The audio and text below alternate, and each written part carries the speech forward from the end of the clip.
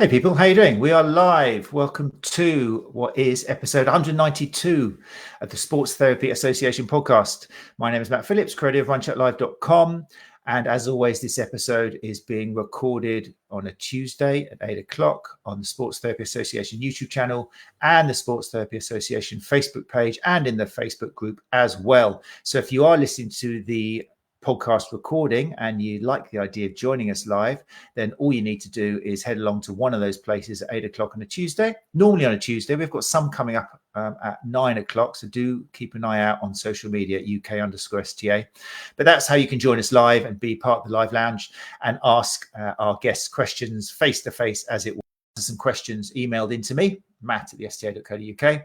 and or answer questions in the live lounge put to people who have chosen to join us live. In this episode of Ask Us Anything, we're going to start a new series. There'll be about 4 or 5 of them, hopefully, if it proves popular, where we are going to focus on a particular population of a sport. So this episode is Therapy for Runners, which, as the title suggests, means the panel are going to be asking questions on working with running clients. Next month will be Therapy for Team Sports on the first Tuesday of the month. And then in future months, we plan to have Therapy for Swimmers, and we're also going to have Therapy for Cyclists. And if you're interested in another sport, which you think could fill a whole episode, then feel free to email that suggestion to me, Matt at the STA.co.uk.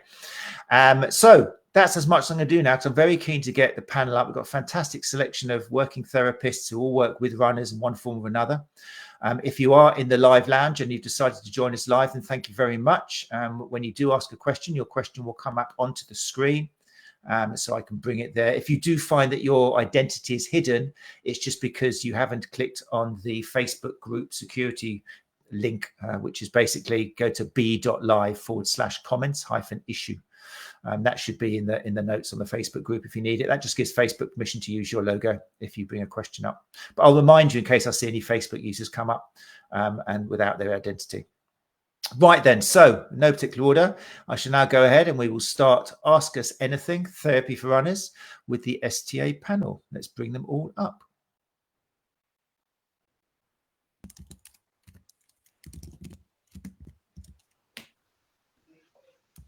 Right, we've got a mass entrance of people now, so you can all just say hi at the same time. Remember, this is a podcast, and no one can see you waving. Let's just get that out of the way now.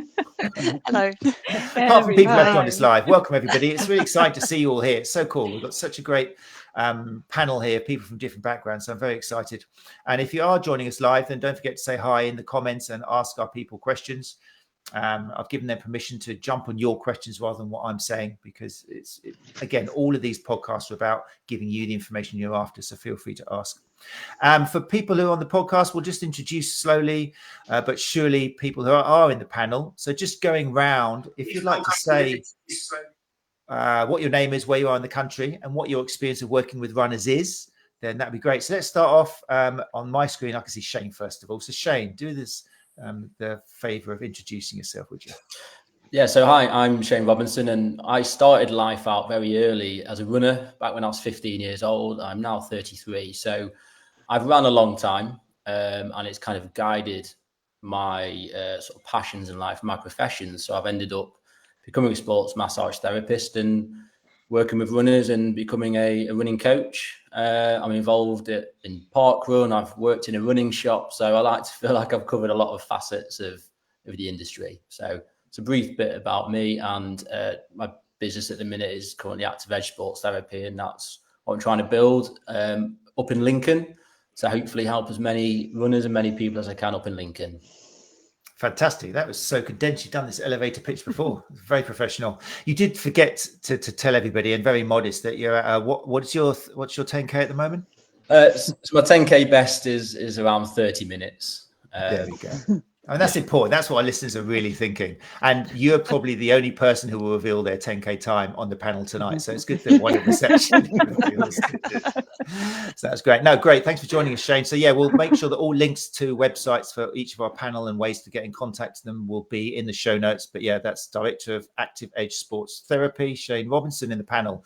Moving across, again, no particular order, but Hannah Tabram, would you be so kind to introduce yourself? Hello. Hi, so I'm Hannah Tabram. I'm a sports massage therapist in Norfolk. I trained to do sports massage because I started running fairly late on, sort of in my kind of mid to late 30s. I'm not telling you what year it was, how old I was. But I started running for my mental health, and I decided I wanted to do something that would help people to keep moving themselves because of the benefits. And then since then, I have got very into canicross, which is running with dogs, running attached to dogs. So that is a sport in its own right. It's a bit of a niche sport, and it's also a sport that has its own particular challenges, I think, and injury things. So yeah, I will be talking about that a little bit. Well, if the technical language tonight is absolutely is too much for you, then there will be a glossary at the end for some of the words we're using. But that's really cool, Hannah. I'm so pleased that you're here, because I think runners with dogs is something that can shock therapists when they do walk through the door, because your just mind is slightly blown. And it's a great example of where everything you thought about what a runner should maybe be doing is totally out of the water, which is what we should be doing all the time with individuals. So, but also I think, depending on where you are in the world, it's probably a market and an area of runners which are a little bit untapped. And if you do start working with these people, there's an awful lot of you on there, and you're all kind of there are more and more of us. And definitely I've had clients who said they've been to sort of therapists who haven't really understood what canicross is or what they're doing. So it is a useful thing to know about. It's an eye-opener, so that's really exciting. Thanks so much for joining us. Right, let's move on my screen to bottom left, first row. Penny, tell us about yourself. Hi, I'm a sports massage therapist and a soft tissue therapist, and I just literally started my running journey in 2018. So I'm a kind of like a late runner, but I got really obsessed with it. Like I joined a club and I run quite a lot and league races and all of that, and then kind of like increased the distance of running up to a half marathon. And I don't dare do a full. I'm just there. That's the maximum amount of distance I want to cover, because I have a lot of clients coming in that do ultra running and they have so many injuries. I just I wouldn't want that for myself. So yeah, ideally we want to help all runners out there, but there's so many variables that we have to consider. That's great. Very powerful closing statement. So true. Fantastic. So yeah, again, we'll put your links, Penny, thank you very much, at the end in the show notes. So that's Penny DeMoss from Soma Sports Massage Therapy, and we'll give the website links and all that at the end. Thank you very much. Let's move across to Chris Kitson. Hello. Yeah, so I'm Chris Kitson. So my business is Rockstar Runners. So I guess I got into running a little bit. So I'm based up in Leeds. I actually got into running through my clients. And it was actually, they basically inspired me to give it a go. And then kind of moved on into triathlon. And then, yeah, since I've kind of niched back down into running a little bit more, work pretty much exclusively with runners now as a sports therapist. Do a little bit of coaching as well alongside that, so they work really well together. And yeah, currently kind of on the way for Manchester Marathon myself in a couple of weeks' time.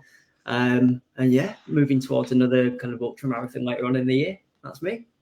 Good luck. Fantastic. Yeah, good to hear. Good to hear. Again, the listeners are like, oh, one of us. We'll listen to this one, definitely. So he's doing a race and everything.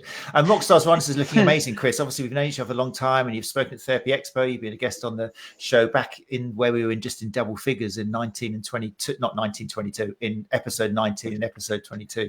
So it's really been exciting and fun to join you on your journey. And yeah, if you haven't checked out Rockstar Runners yet, then make sure you do. Amazing new website. Chris isn't new, but the website is relatively new. It's been a bit of a nightmare, is it, Chris, or glad to finally have it all together? Oh yeah, absolutely. It's been like a lot of people, it was a long time coming, but we finally got it over the line.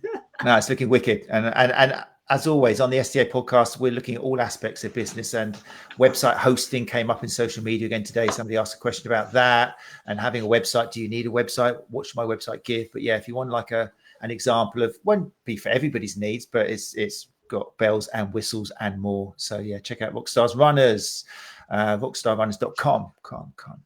Right, fantastic. And Sarah Clatworthy, last but not least. Sarah, tell us about yourself. Hi, yeah, I'm a sports massage therapist also.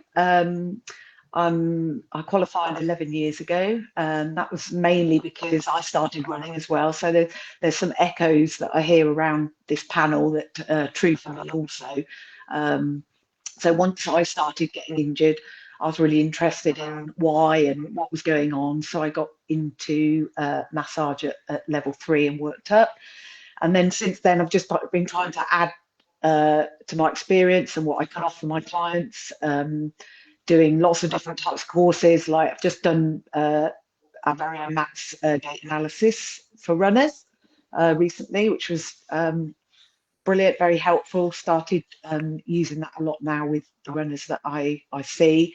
But also anything that would help me look after my clients at a deeper level. So kinesiology taping, neurological testing, and some things I've done for fun, which was a beginner's course in sonography, just because I was interested and a bit of a geek. I wanted to get as much information as possible out of that. So, but yeah, most of my clients I see, probably about 60% of them are runners. So I'll be learning from some of these guys tonight as well. Amazing. Thank you so much. And what part of the country did you say you're in, Sarah? Gloucestershire. Gloucestershire, brilliant. And that's another thing, again, just before we crack into what I know is going to be so much valuable information tonight. Another reason for the STA podcast is obviously to help networking and you get to know each other. So if one of our speakers is in the same neck of the woods as you, then it might be a chance to kind of reach out and maybe even meet up, depending on whether that's in your interest or not. But it's just a case of sharing information, which is what we kind of do since COVID. So do pay attention to where, well, first of all, just pay attention. And second, pay attention to where these people are, because they might be just down the road from you. It's incredible. Sometimes speakers on Ask Us Anything realize, I'm just down the road from you. We've never met. So it's great. We've got a nice representation from around England. No one from Scotland is there. I'm gonna pay for that, aren't I? All right. Sorry, Stevie. Sorry, Leslie. But yeah, but we are covering the England at least pretty well. Right. Okay. We're going to crack into it. Thanks everyone who's joining us. We've got a nice load of people in the live lounge. So thank you very much, and let questions come through as and when they cross your mind, people. But we're going to jump into what the topic for tonight: therapy for runners. How do we start this off? The first thing I'm really interested in is all of you guys run. Okay, you're all runners. Okay, so I remember when I was in my career, I remember more than one therapist saying to me, Matt, I know you run, but make sure you see other runners because it's going to be seasonal. You're going to suffer if you only work with runners, Matt. And I was like, but I only like runners. I only identify with runners. I don't understand swimmers. I don't understand anyone who chases the ball. Forget that. I've got no empathy with anybody who chases after the ball or even works in a team. What's that all about? Ridiculous. Where people can let you down or you can let others down. Don't want to know.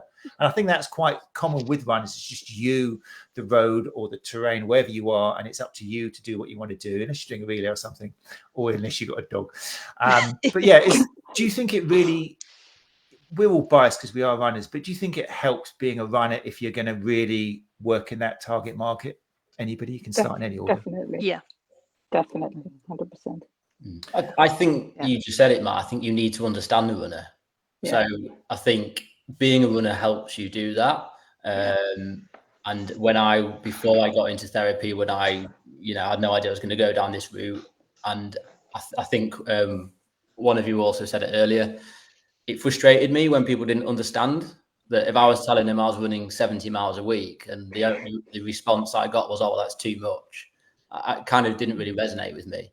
So I think it helps to understand the runner, but on the same basis, just being a runner doesn't necessarily help because runners are who we are treating. So it's not helping them. So I think it's finding that balance and making sure you understand who you're treating. Yeah. My opinion. That's so cool. I just want to resonate that because being a runner really helps, but being a runner isn't enough. I think that's such a cool thing. I just needed to repeat that. It's great. Definitely like the conversations, isn't it? Obviously, if you've got someone in clinic and you can have those similar conversations, you can talk about, the common races that they might do and the types of sessions that they're doing, and just have that kind of common terminology is super important, I think, and it can really help in terms of a connection with someone, which obviously we know the importance of in general within getting that kind of therapeutic alliance there as well. I think it helps with things like if you're having to have a conversation and say, well, actually, maybe you do need to step it back for a week or two and then build it back up. If you can say, I understand that's not an easy thing to do and I wouldn't ask you to do it as a runner, I wouldn't ask you to do that. I'm telling you this because it's for the best. I think people sometimes think, running's really important to them and they don't necessarily understand that you understand that, if that makes sense. They want you can empathize with them and say, I know it's not an easy thing to do, but in the long term, it will do you good. And that is why I'm asking you to do it, not just for the sake of it. Yeah, I always say that runners are a different breed. Yeah. We are a different breed, and we need someone to understand us, sort of communicate. Yeah. Why do I you saw think a it is? really What great- sets running apart? Why? Is it just our bias, or is there something different about the activity of running? It's just because we're great. Which is brilliant. I was going to say because we're idiots, but Also, I think I there's saw a a whole really- mix of us out there. Yeah. I saw a really great thing on social media that somebody had posted, like saying when you tell people if you can do this activity if it's not above a 3 out of 10 on the pain score, don't say that to runners because they'll underscore themselves. Give them something. It was like, tell them it can be mild, tolerable pain that doesn't change your gait. Don't give them a number because they'll be like, of course it's a 3. It's like your leg's hanging off. It's not a 3, and I think there's something in that. It's true. yeah, I think with runners and the uniqueness of us is, it's a whole body sport. It's if you go for a 1 hour run, like the loading of that is quite high, and even though it's different, it's borderline more than deadlifting 200k. So I think that's also why a lot of us get injured. So I think runners experience a lot of injuries, hence why we're all in business. And so I think you learn a lot, and coming full circle back to being a runner, it helps. If you've had a shoulder injury, it helps when you treat a shoulder injury. If you've had a knee injury and it's a running knee injury and you're a runner, I think it resonates all around. And the longer you spend running, the more injuries you'll pick up. And I think that's just part and parcel. I think that's what kind of makes us unique, because we're not getting slide tackled or, we're not jumping into people. And well, it's not meant to be non-contact. It's all self-inflicted. Yeah. Canicross is a bit different, I think. That's even more self-inflicted. So I think the uniqueness of it, and then a lot of sports, even team sports, running still forms the basis of them. But I might just be biased. So I'm interested then, because I'm keen for this. If there are therapists out there who realise there's a lot of runners around them, that there's running clubs and there's local, maybe halves, park runs, marathons, thinking, wow, there's people that I can really help and I really want to. Do you think that, what do you think would help them get these runners in? Should they be, do they need to have a certain level of running themselves, or do they have to start going down to local events? Or how, if they haven't already got these runners coming to them, what are some tips to try and get these runners coming through their door? Start coaching and you can get them injured yourself. Bend them, then mend them. Clever. As a massage therapist, I started out going to local or races that were organised by the club that I'm affiliated with. So you were visible for a start, and people would your name would get round word of mouth as well.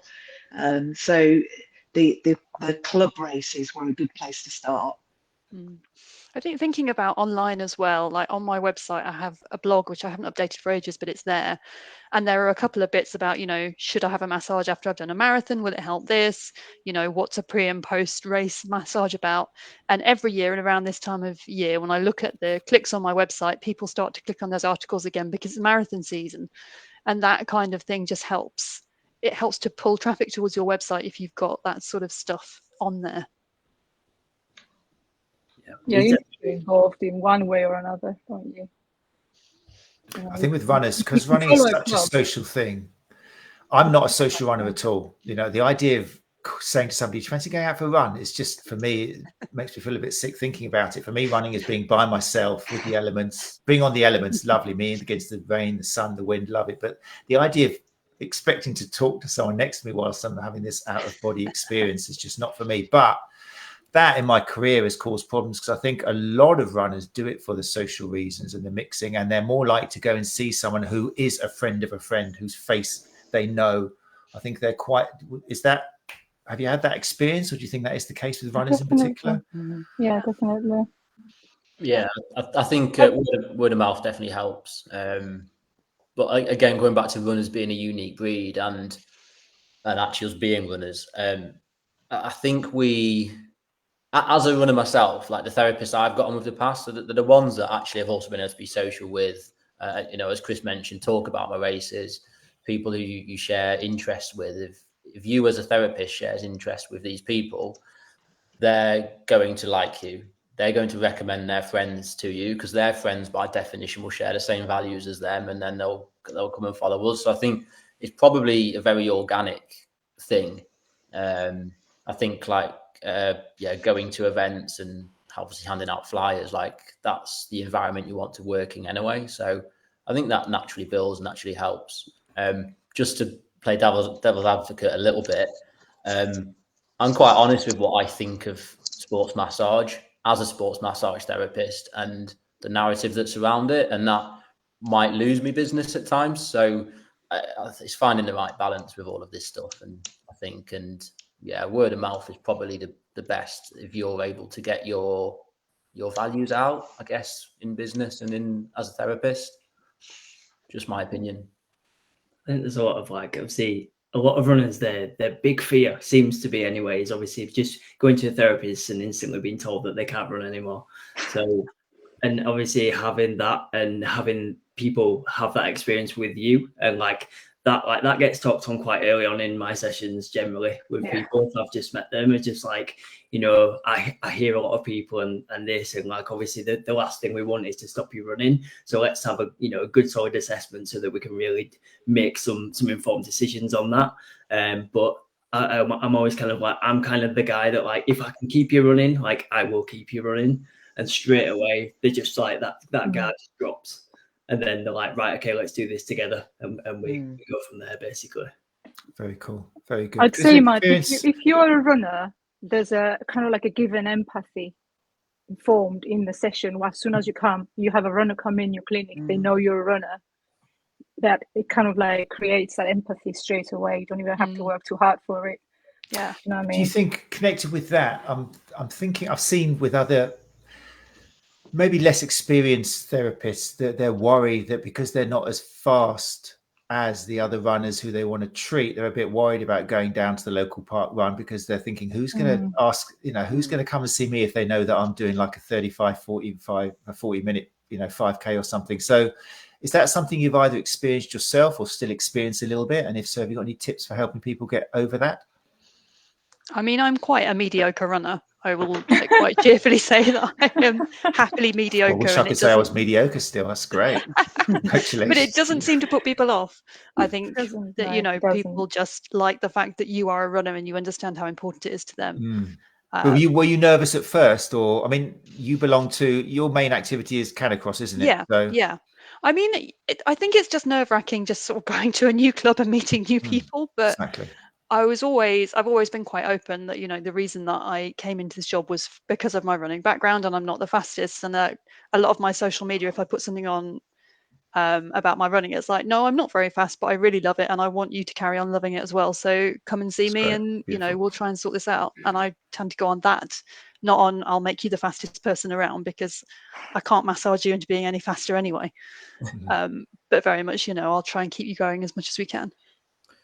I think that's brilliant, because that shows the passion. And when I started out, I was actually concerned of the opposite, that I suppose locally I'm one of the quicker runners, and I was known for that, and I didn't want to almost become elitist with it and people not think they can see me because they're not as fast. But actually, I mean, I learned this when I worked in running retail, is before I got into any sort of profession with running, I just assumed most people are like me. And then I started working in a running shop and I realized, no, I'm actually the minority. I think you go down to a park run and they are the busiest, from a lot of them from 25 minutes through to 40, 50 minutes. So I think actually if you're not fast, you probably actually relate with most runners. And then also people like me, we get injured less typically because we've trained smart from a young age. Well, hopefully we have anyway. And actually, the more training you do and the more balanced your training is and your training intensity distribution, the less you need treatments. I think then you go into, I just need a massage just because I like them and they make me feel better. But I think, if you're a passionate therapist and a passionate runner as well, it doesn't matter what level you are, you're going to resonate with everybody else who's passionate. And I think that's what's going to stick with you. And they know it's within your best interest as a therapist to get them better, is to ironically not get them through your door. And as a result, they'll probably bring you more business, I think, as well. I think, like, I was thinking back to sort of like the start of it, I guess, when I got into it, like when I wasn't into running or triathlon or anything at that point. And actually the draw for me was like, I was just showing just genuine interest, and I was just like really asking them questions. I was just sat there fascinated by it all. And I was just like, this is amazing that you can do this. And, you know, and like that, they love that, obviously. And just kind of like having that, you know, someone going like, you know, I think you're ace. Like, I think you're amazing. Like, I can't believe you can do this. Like, no one doesn't like to hear that, do they, really? So No. like, that's on the other side. If you're not, you know, into the sport yourself, I think it's not to say, okay, you know, you shouldn't be working with runners or anything, because actually, you know, it's just, again, it's that same as anything, isn't it? It's just showing that genuine interest in someone, asking questions and just learning about them, really. Brilliant. Do you think, Chris, sorry, I'm going to ask you a question now. Do you think that feeds back into like understanding runners and comes back to actually, if you're not a runner, doesn't mean you can't like treat runners? Yeah, exactly. This is it. Because if you, like say, if you're not a runner, even so, if you're just showing that genuine interest in, like, you know, they perceive that, okay, this person really wants to hear about this and they want to learn, and you can show them, you know, and ask them like, what resources have you got for me? You know, how can you help me better understand what you're doing? Like, that in itself, like, that's huge, isn't it? Like, I've treated people obviously like Yeah. a lot of different sports, and I don't understand the sport, so I have to actively ask and say, I'm really sorry, but I don't know much about this. Like, could you, you know, direct some best resources? Cool, isn't it? Like, again, people, you showing that genuine interest and actually, like, you know, this is going over and above, and I'm going to do this job well, and let's work and do it together. Absolutely. Yeah. Great tips, great stuff coming out. So we covered the fact that it does help if you're a runner, but maybe more importantly, you don't have to be a fantastically fast runner. Don't be embarrassed about your time. It's more a case of just showing up and showing people that you care, that you want to help. If anything, even if you are, you know, slower and you're still there, that shows a certain kind of part of your character to show, yeah, I'm slower, so what? It's not all about that. It's about me being here. I really want to help you guys. And, you know, it's all part of a team. So it's great. And I love the fact that it's really, hopefully it's inspiring to listeners that Shane had the opposite, where it was like, oh, I'm going to be too fast. People can think I'm elite. People think I'm, so even somebody who's like doing that sort of, those sort of speeds is still going to have imposter syndrome or some kind of like, oh, I shouldn't be here. No one's going to want to know me sort of thing. So it's great. It works from both ends. So yeah, interesting. Let's move on maybe to common injuries. Is there such a thing as the most common injuries in running? In your experience? Or do you get to see all sorts of different things in clinic? Anybody? I mean, I did a straw poll. This is a Canicross straw poll of my club before I came on tonight, and it was all about ankles. There's just ankles being sprained left, right, and centre. And I think that's just, yeah, you're running at speed over terrain, and it's going to happen. Be really interested, like, if that's really common for just trail running generally, because I tend to sort of focus. A lot of my running clients are Canicrossers. I suspect for trail running it's probably similar, but it's not something that I would want to say with any certainty. That's really interesting. That's going to open up a little chat now about, there's running, and then there's trail running, there's Canicross, there's different distances, you know, there's track running, there's all sorts of different environments which you need to know if you're working with your patients. So let's do, if you don't mind, I'll flip it on its head and do Canicross after trail running, because I think that's basically trail running with a dog putting you along. So let's add to basically. So let's go trail running first of all. Who out of you guys who particularly works with trail runners or done trail running yourself? And if so, what sort of injuries do you think are more prevalent? I've seen quite a few trail runners and orienteers actually. Like, so apart from the injuries where they're running into trees, I think it is mostly ankles, knees. Yeah. I also don't know whether with trail runners there's a bit more of a culture of just running and using your running as training, so whether some of them are slightly less robust because they won't do as much strength work or any stuff outside of it.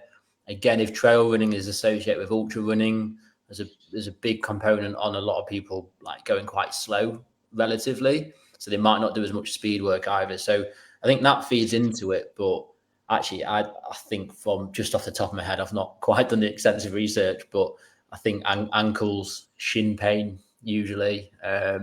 Obviously, the loading mechanics are completely different when you're on a trail. One, I think that's a good thing, and I'd recommend everybody does some trail running. But I think because you can't control as much either. And from year to year, it can be different. We've had so much rain this year, like that's by definition going to mean that this winter will be different loading patterns to last winter. So as a runner, you can't always just think, well, I did that last year, so this year will be fine. Yeah. So all in agreement then that most of the trail runners and orienteers and that who we see, it's more ankles than knees then? Is that safe to say?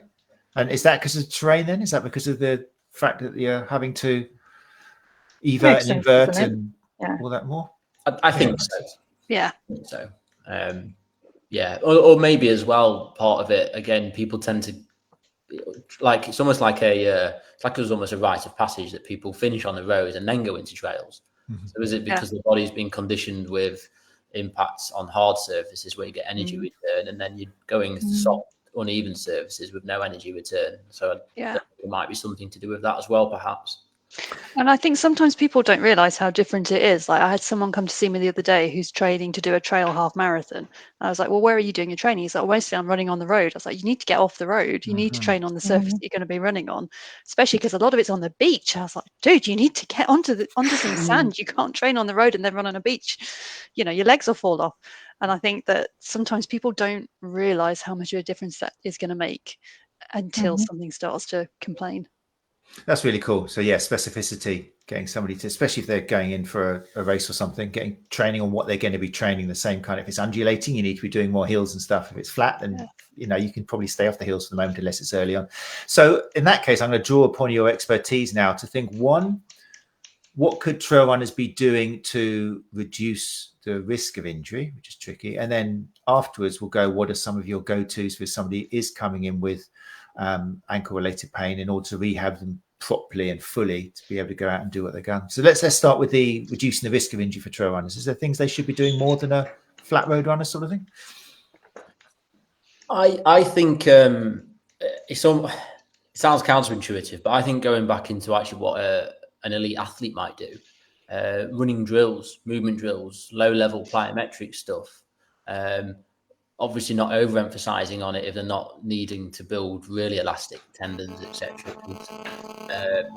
because of the loading on there. But I think not many runners do anything else other than run. So any more ankle work I think is great. I love prescribing stuff that people can do like around the house, like tiptoe walking and duck walks and stuff like that, just to get the ankles moving more. And also, I suppose this underpins all injuries, but actually controlling the training load a little bit. If they got injured because of everything on trails, well, actually get back and do a bit more on the road again. If you're doing everything on the road, actually, you need to do some trail running, this specificity, as you mentioned. So I think they're the two things I usually work on. Looking at actually what is their running distribution in terms of the surfaces, and then just throwing in some easy drill work that you might see a track athlete do.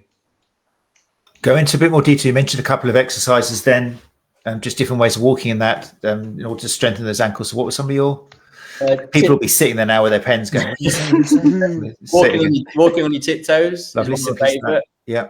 Really burns your calves. But I call them duck walks, but walking on your heels. So, basically going into full dorsiflexion really, again, aches your shins. And then from that, I typically progress into things like pogo jumps, which are basically just sort of springing up using your feet, keeping nice straight legs. Now, I'm a big fan of those three. And me personally, not saying there's a way you should do anything, but I think the attention span of us runners isn't great. As soon as you've told them they can do some running, that's it. They're off of the fairies. Try to keep like no more than three things. Brilliant. To try and improve adherence. And again, those are specific because they're a bit more fun. They're a bit more easy, I think, to integrate than finding a step and spending 10 minutes doing calf raises, but that's just my opinion again. That's How really about cool. skipping? Skipping's, I love skipping. It's great. And hops, yeah.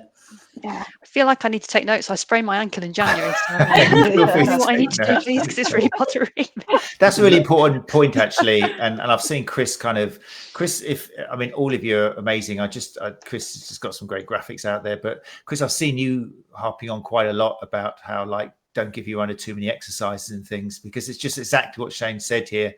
You know, we have to remember that our runners just want to get out. So just getting to do 3 exercises will be tricky enough. So is there any go-to favorites for you, Chris? If you're thinking, like, 3 exercises getting to be a little bit more plyometric, a little bit more. Yeah, I guess, I mean, obviously off the back of what Shane's been saying there, like, and just thinking, I guess, if it's trail as well, thinking a little bit in terms of, like, multi-directional work as well. So Very say cool. if you're doing pogos, not just thinking, right, okay, sagittal plane all the time as well, thinking, right, okay, can I give, like, some lateral pogos and start challenging that a little bit more, playing around with, like, different depths as well. So thinking about, right, okay, not just, like, shallow pogos, but can I get a little bit more height in here? Can we look at stuff like later on again, but things like depth jumps and, you know, like some of those bigger impacts. Like if you think in terms of, like, trails and ultras and stuff, we have to think, right, okay, you've got the running sections, but then you've also got things where you might be going over styles where you're having to actually do some pretty bigger drops off the top of the walls and things like that. But again, that comes with obviously the understanding of the sport and thinking about that, and actually what are they going to encounter, and therefore what forces we have to deal with.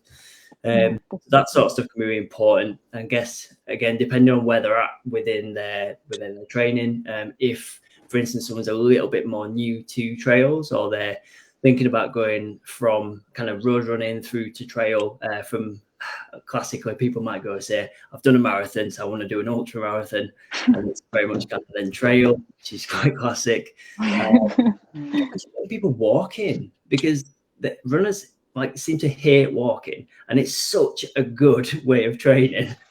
So, and literally just getting some trail shoes on and getting used to being on that terrain, walking where you've just got lower force versions of what you're going to be doing, essentially. Get going with that, get some good uphill and downhill running drills in, basically, with walking, and making them maybe a little bit more walk run in nature. And again, just kind of like reintroducing those forces, basically bit by bit, essentially. I love that. I love the fact that you're taking, and I'm sure Shane would have come to that eventually, but you just, rather than inventing new exercises, it's just a progression from doing what Shane recommended as the first thing and then adding multi-direction to it. Yeah, so adding those transverse planes and things. You can do that with any exercise, can't you, as a progression to prepare for that. Really cool. Penny, Sarah, what you got? Yeah, it also depends what stage their injury is at and what they can manage. So what rung they are on the ladder. So I would say, previous to the stuff that Shane was talking about, and Chris as well, you would probably look at something more like a single leg star work, some curtsies, something that can be done on a static level, but still involves rotation, flexion, etc. of the ankle, just to challenge it at that level before you start adding the dynamics to it. So I would just check where they're at with their, or measure where they're at with their injury first, and then go from there and build up to the levels that Chris and Shane are talking about. Brilliant. So rehab essentially often comes regressing back from those exercises we're getting healthy runners to do, and then building up to being able to do those things again. So we wouldn't get somebody who's just had a calf strain straight away doing pogoing around their lounge, but we need to break that down and give them something less slow. It's amazing how many people say they can run, but as soon as you get them to try and balance on one leg, they're like, oh, I'm terrible at this, I'm really bad at this. It's like, yeah, but you run 60 miles a week, how can you be bad at balancing on one leg? It doesn't make sense. It's like they've hopped too many stones, basically. Cool, like it. Rehab could be fun as well. You can do a lot of salsa dancing. There's a lot of lateral movement in salsa dancing. Back and forth, side and side. Yeah, that's my rehab. Just you said that, everyone on the screen has started doing this kind of like little jiggle in their seats. Everyone's moving around. Is that an excuse to do some dancing and some CPD courses there? Yeah, amazing, brilliant. That's good. Really great stuff there, people. I love it. Some really great advice. And then also, I think, and we've already kind of touched upon it, talking about that ladder, which I think, Sarah, you mentioned. I love the idea of a ladder. Often we do forget to take them far enough up that ladder before letting them go back to running again, or letting them go back to the speeds of the inclines and the terrains. We forget to get them to do pretty difficult, nasty plyometric exercises as that end stage rehab. I think that's where a lot of therapists fall back, and that's why their runner goes out and suddenly they're back in your clinic again, which isn't good for business. It was in the 90s, it was a perfect model, but nowadays it just gives you a bad reputation. They'll go and see someone else because there's so many therapists out there now who can offer them something else. So great stuff. Okay, so let's add all of that to a dog, a hound pulling you along. What could go wrong with that? That wasn't enough for you, the multi-terrain and the need for transverse movements and reaction time. Let's stick a dog in the mix. Unpredictable animal as well. Would it help if I just sort of explain a bit about what Canicross is? That'd be great. We'd love to. Yeah, Please. So it's canine cross country is essentially what it stands for, and it is trail running with your dog. If I really quickly try to share my screen again, and then I will show you this picture of what I'm talking about. So for those listening on the podcast, this is me canicrossing with my dog. Can you see that? We can see that.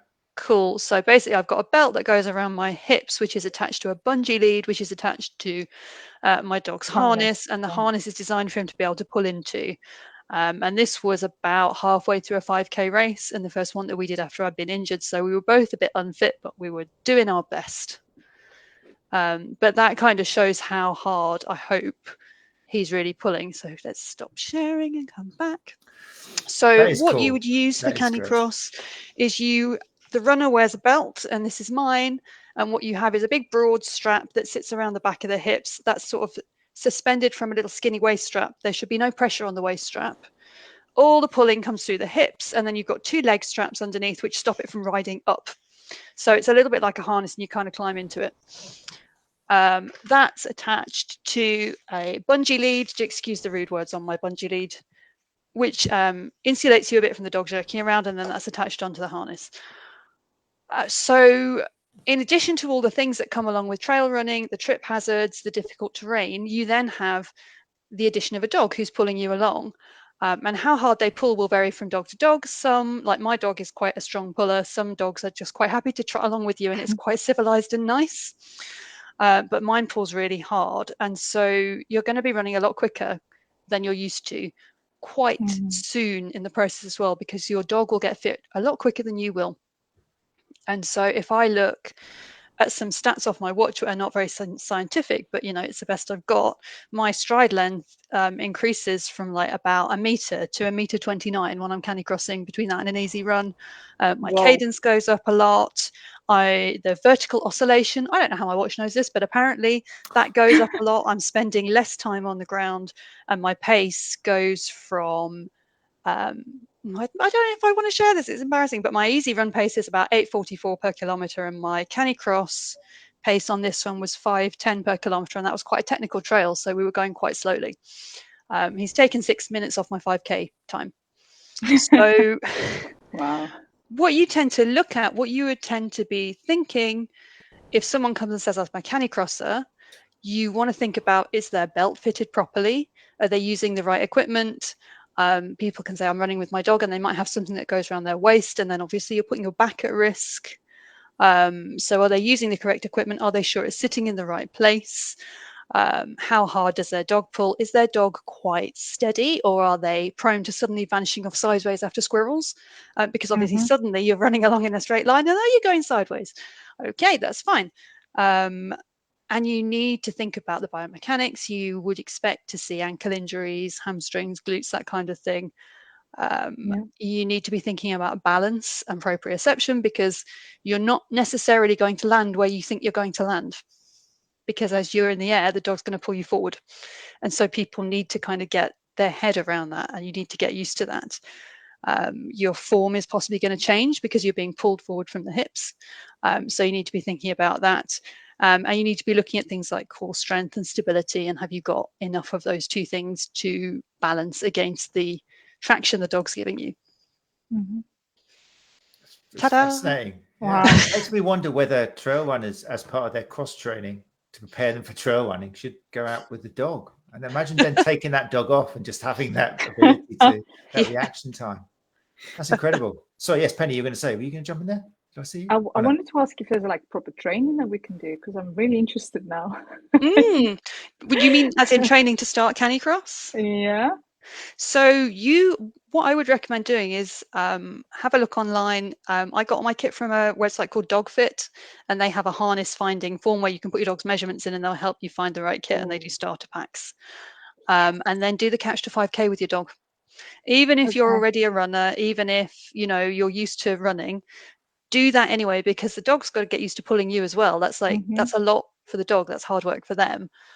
You might skip through it a bit more quickly than if you were starting from scratch, but it's always a good idea to get used to that. And have a look and see if you've got a local Canicross club, because I will. As you can hear, we really like talking about it. I'm feeling a whole episode. Hannah, you're gonna have to come back and maybe come with 3 club members. It sounds really fascinating, and I can see just from the look on your dog's face the enjoyment it must give you. The fact that you know your fantastic. loved one is it's amazing. But we'll do a whole episode on this. I'm thinking maybe there's so much in there which could change injuries. It was interesting you said like vertical oscillation was increasing. And I think that's just the body trying to manage how what it's going to do during this flight time. It can't possibly have a cadence which is fast enough to keep you moving along the ground. So it's like we'll send them up in the air. But obviously that means you're going to be landing harder. Not only are you going to be landing on a stone somewhere on even ground, you're going to be landing harder. Do. So and if you do trip, an awful lot there. If you do trip, obviously you've got a lot of forward pressure. So like I tripped last year. I caught my foot. I was jumping over a bike jump in the woods, and I caught my toe. And because I had the dog pulling me forward, I just couldn't recover at all. And I just broke my fall with my face. So it was fine. But everyone falls over. Everyone falls over. It just comes with the territory.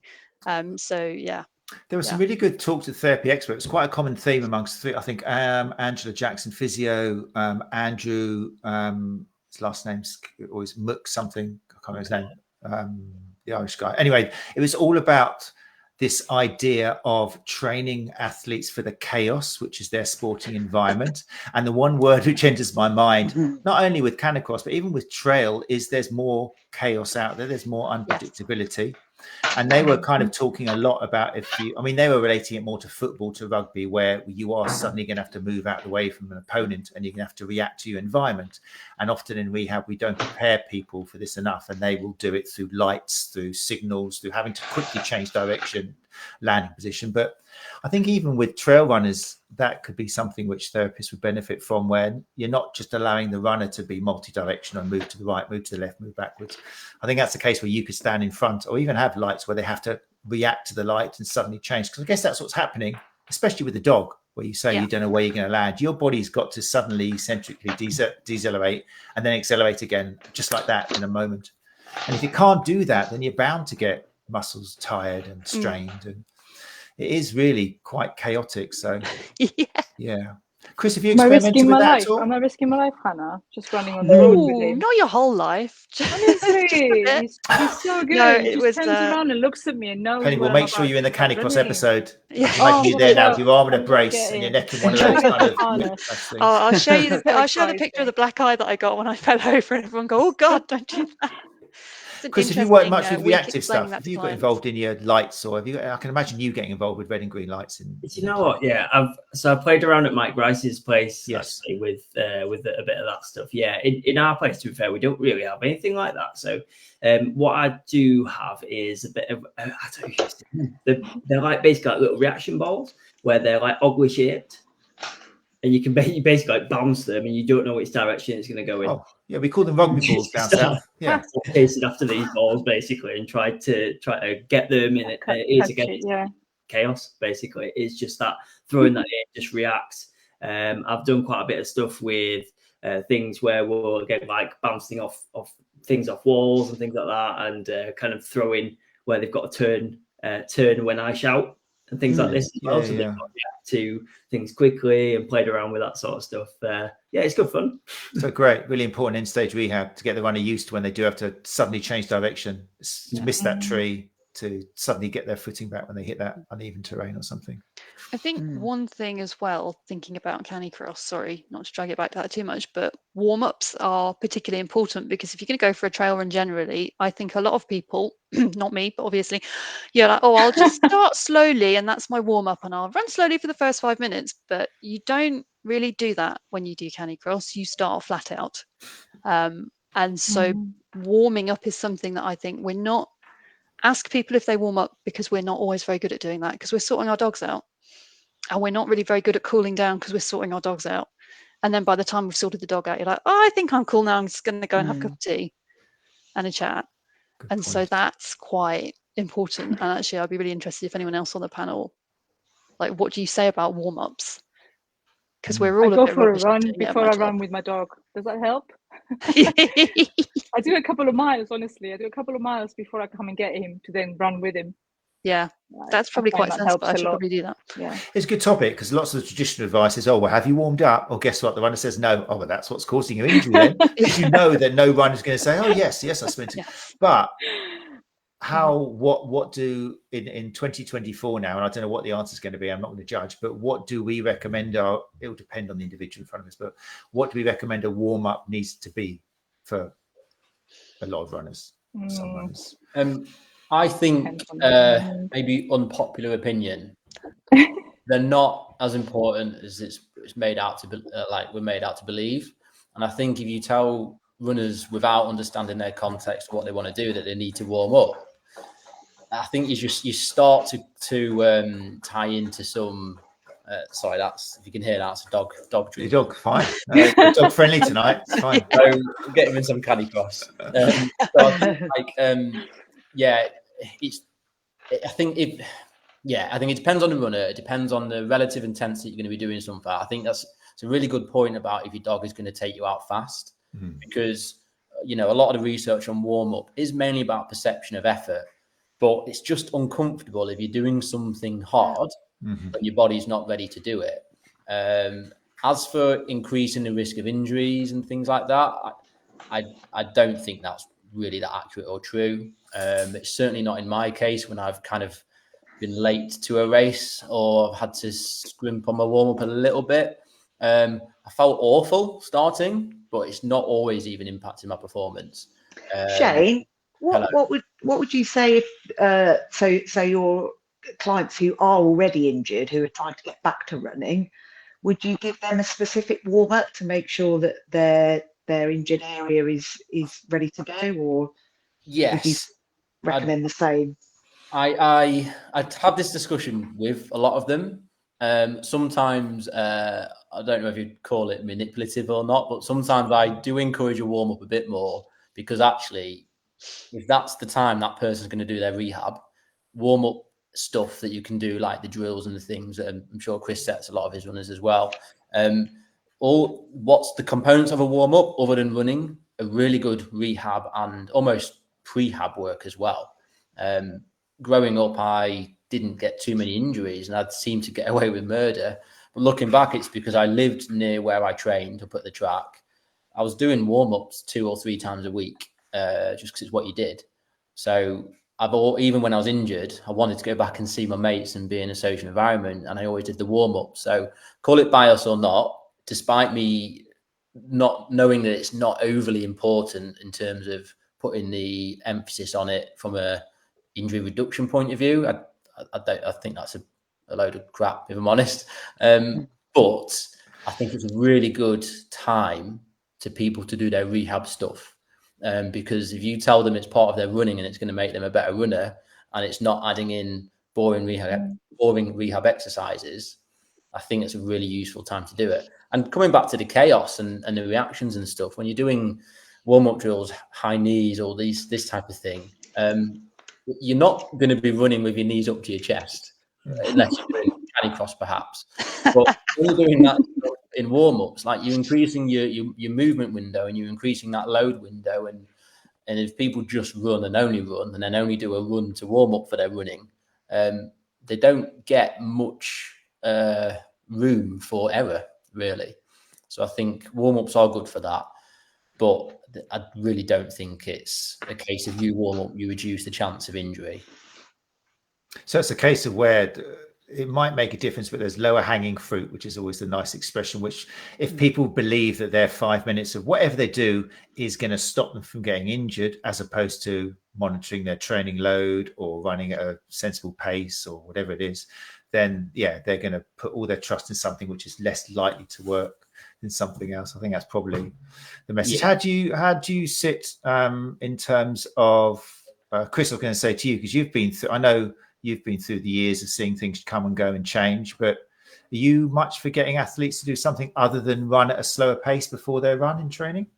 Again, it kind of depends on the sessions. So like, it's typically a case of like, if you're doing a higher intensity session, then let's just drill you a little bit more. But again, it will be more sort of like running drill stuff really, rather than it being like, right, okay, I want you to do this very specific kind of warm up and things. Like, again, similar, like in terms of like, even, you know, just in clinical experience, I don't really see many issues with people not really warming up. Like, it just doesn't seem to be a big thing.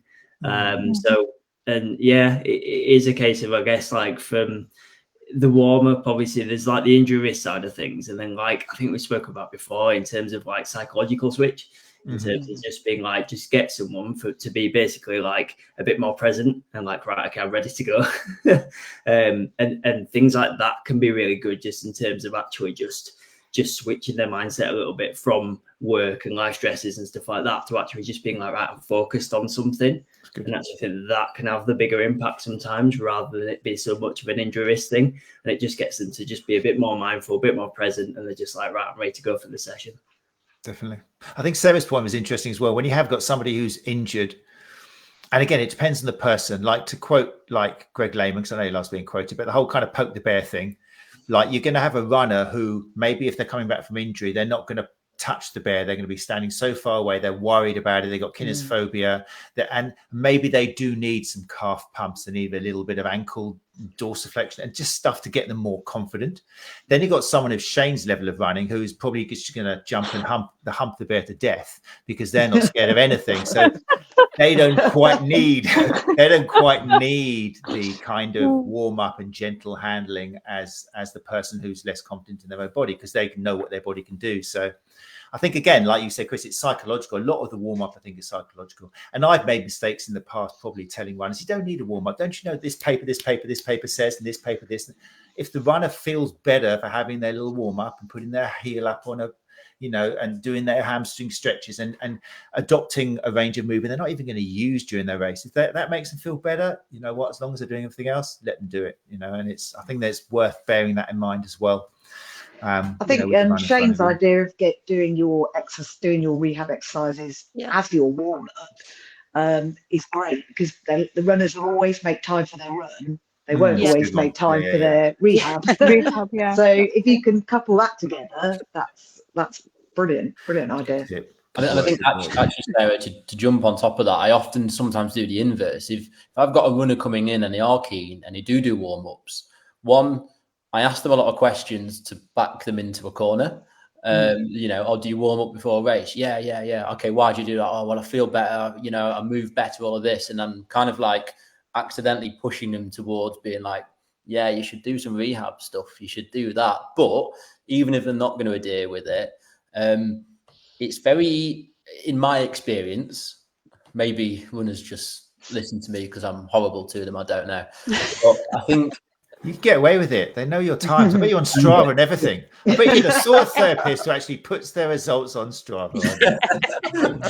Yeah, I do. I'll go on. Show me your Strava and let me see what you're doing now. Exactly. I think I sometimes do that. It's like, okay, actually what Chris said, even a lot of us, no matter what our ability, we also run for a reason. It's a big part of actual genuine life management.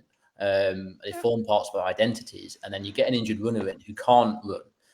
Just telling them they can go and do a warm-up, if it's a very slow jog and some drills and some strides, it keeps them that sense of belonging and it keeps that sense of purpose. And then it's just these little things that return hope and, again, bridge the gap from fear of movement. And quite often, I don't know, I think that's more important than the actual tissue results or the injury results, just letting somebody know that actually I don't need to be scared of an injury, because there's still loads of stuff I can do whilst I'm injured.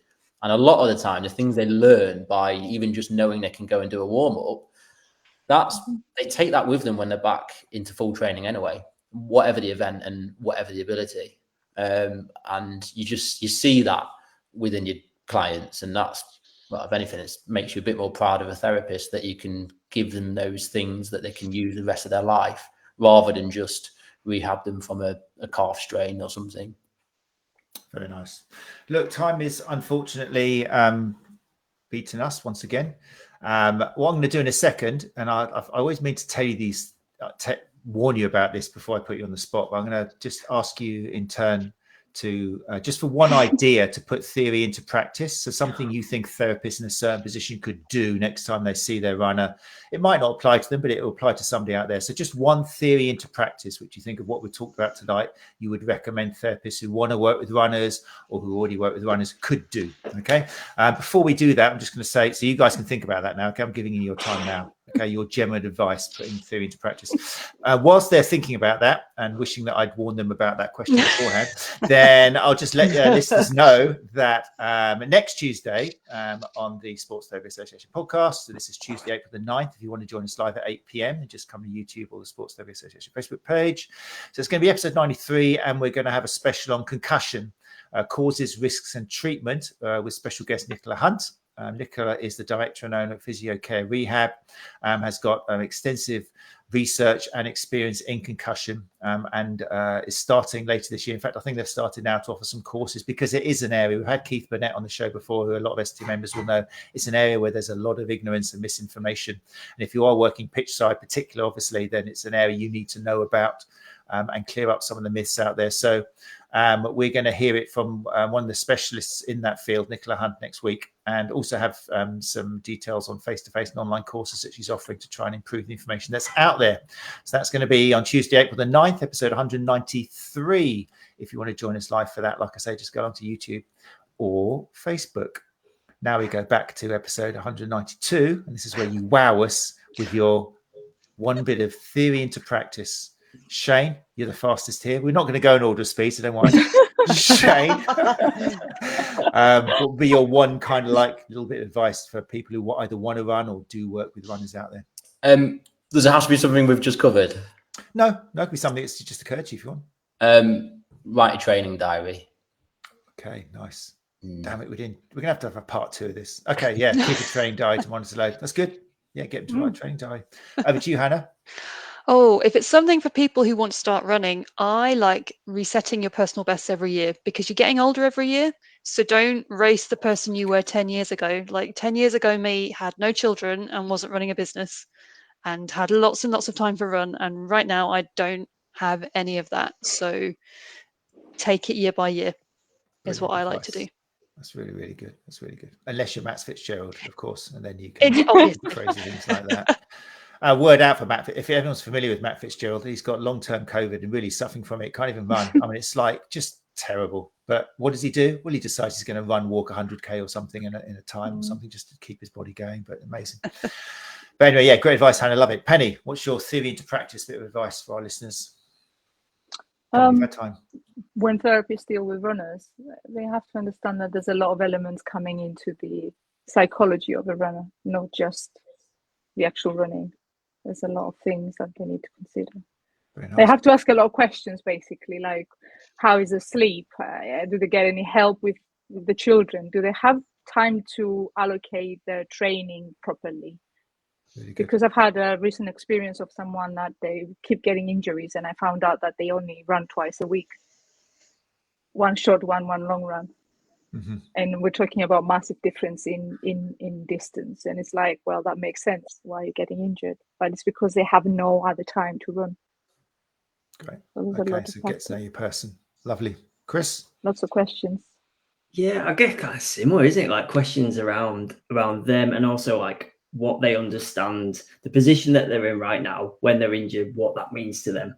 So is this the first time they've been injured? Like, what does that injury mean to them? Where's their head at with it, basically? So that we can better understand that person in front of us, and therefore the things that they would like to get from us as well, and the time that we share together to help them move forward. Mm-hmm. Brilliant. Like it. Yeah, talking to the runner in front of you. And Sarah? I would say, as a therapist, go out and film at races, film lots of different types of runners, get used to all the different running styles and the problems that are going to arrive at your door. If you've been out there already and got yourself acclimatized to all the different types of runners, you'll have a better chance of working, successfully with them. That's really cool. Yeah, that's great. Yeah, get out there and spend your time filming other runners and testing some of your theories. You soon see, don't you, that everyone runs differently. Once you start filming these people, especially when they're not injured and they're running faster than you ever will in a marathon, and you realize, how are they running like that and still doing a 3-hour marathon? That's ridiculous. It does turn a lot of what we're told on its head when we realize that. So yeah, great advice. Get out there and film some runners. Wicked. Right. Well, look, I've kept you 10 minutes longer than I promised people, but I'm so sorry for that. But thank you so much for joining us. Thank you everyone for joining us in the live lounge as well. Thank you for your questions. Just wanted to mention a couple here that I didn't have time to mention. So yeah, Imi Tester, thanks for joining us. Imi says, I would say trail runners get more falls, pulled muscles because of difficult terrain rather than lack of capacity, gait type injuries in general. Definitely, yeah, we've got to consider the terrain rather than just their running form, and if they're ready to deal with that terrain. Totally different set of necessities they're going to need and skills. Cecily Hislop, hey Cecily, how you doing? Cecily says, as a keen walker, when I've suggested trying to walk into a runner, I've had to pull out the daggers they've shot at me. Yeah, it's crazy that, again, but it's knowing the person. If you just suddenly launch it to them, say, yeah, I'm going to suggest you walk, and they just walk out your door laughing, then it's your fault. You haven't broken to them gently and kind of open up that conversation in the right way. So yeah, great point, Cecily. And that was based on Chris's, wasn't it? Chris, people underestimate the power of walking in preparation for running, especially as part of rehab. Right, great. Thank you, guys. In the show notes, we will have information for all of our panel tonight. If you would like to be part of the STA panel for one of our first of the month episodes, remember next month, so that's going to be the first Tuesday in May, it's going to be Ask Us Anything Therapy for Team Sports. Something I shied away for 16, 17 years because I don't like teams. Been great. Please come on because I'm going to be very quiet in that one. We've got a couple of people who have signed up for it. But yeah, we'd love to hear from you. If you've got experience working with teams and you've got something you'd like to share and tips, that'd be great. And then also, like I say, we're going to have therapy for swimmers. So if you work with a lot of swimmers, that'd be great. And therapy for cyclists. And if you can think of anything else, I never thought of Canicross as much as I am now. So we will have a whole episode on Canicross. That would be great. I'll talk to you later about that, Hannah. That'd be amazing. And loads of pictures, please. Loads of pictures. So I'll just show small pictures. dogs, That'll be the whole large thing. runners. I want. That's what I want to see a lot of. That'd be really cool. I think there's a lot there to be discovered, and it'd be great. Yes, we'll do that. Right. Thank you once again to my STA panel. So thank you very much, Penny DeMoss. Thank you for joining us, and Sarah Clatworthy, and Shane Robinson, and Hannah Tabram, not Tabram as I initially said, Tabram. Quite all right. And also, who have I missed out? And also Chris Kitson as well. Thank you much for joining us. And thank you, the listener. If you listen to the podcast and you've enjoyed what you heard, then do please leave us a rating, particularly on Apple Podcasts, because it just helps the good word of our guests get out there more, which is what this is all about. Right. Take care, people. Hopefully see some of you live next Tuesday, and look after each other. Bye-bye.